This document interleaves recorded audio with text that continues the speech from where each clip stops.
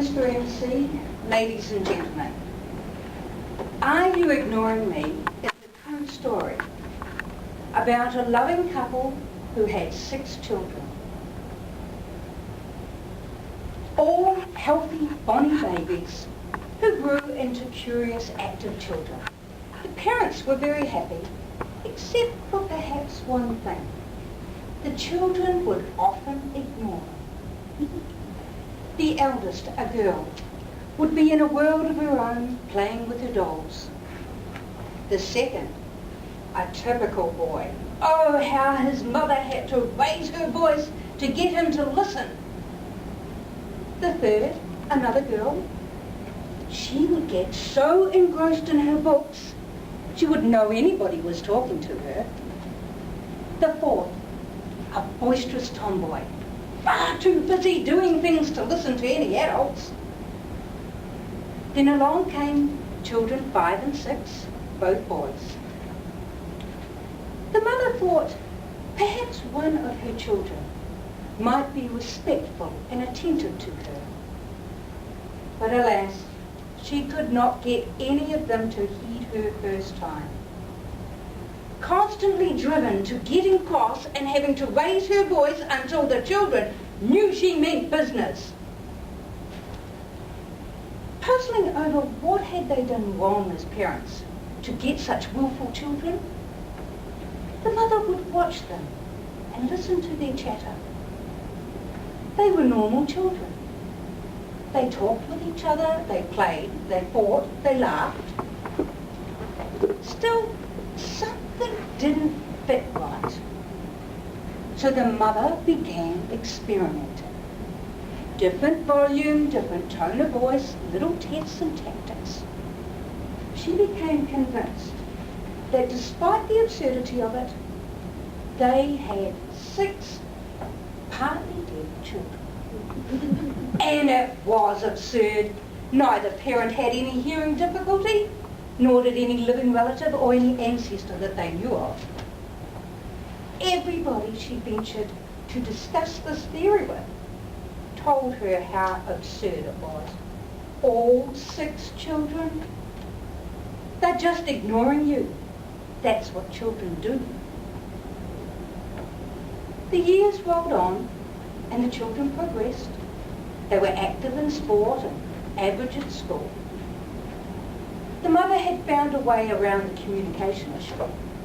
She would bark out their name to get their attention and then give the instruction. Diane, pick up your dolls, please, dear.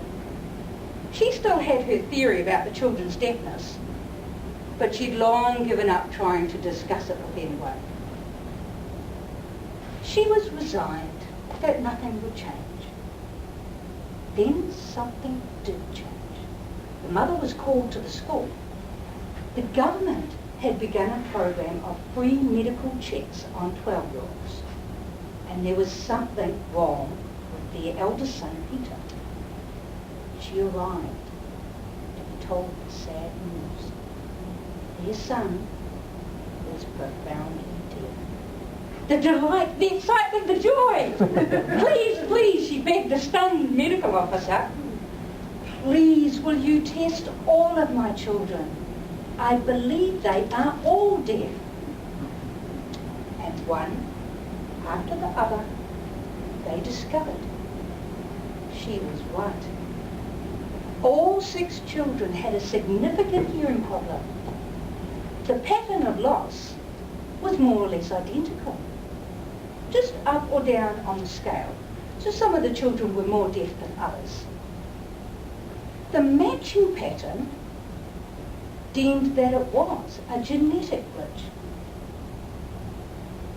although the reason for the glitch remains a mystery. I know this because I'm one of those children. We were all fitted with hearing aids, and for the most part that was good news. We all shot up from being average in class to being in the top group, and our report cards no longer said, "doesn't pay attention." I could talk on for hours about what it was like on that very first day I wore hearing aids, or tell you of some of the interesting and funny things that have happened in my life related to my hearing, or lack thereof. But for now, I will finish with a description of a typical morning about 15 years ago, when my own children were still young. I had hearing aids that when you turned them on, the sound slowly ramped up to full volume, rather than just being on or off. Imagine waking up in the morning and the house is quiet and peaceful. You put your hearing aids on and you press the button. Slowly, like the beginning of a symphony. Off in the distance, you can faintly hear birds twitter.